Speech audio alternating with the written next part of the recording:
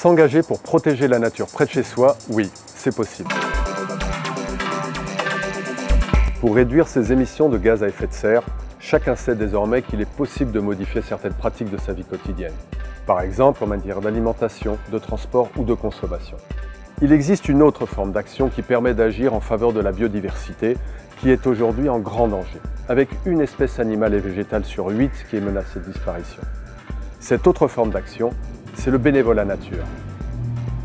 Chaque citoyen peut agir dans et au contact de la nature pour aider à réhabiliter des écosystèmes, à préserver la faune et la flore de manière très concrète et près de chez soi.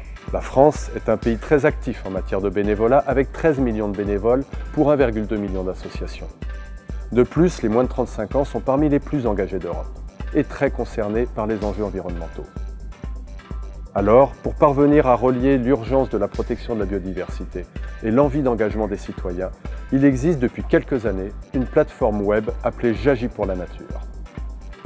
On y trouve une diversité d'activités bénévoles, collectives et conviviales qui permettent d'obtenir des résultats tangibles, comme par exemple des campagnes de ramassage de déchets, du soutien auprès des centres de soins de la faune sauvage qui recueillent chaque année des milliers d'animaux blessés, ou encore des campagnes de plantation citoyenne.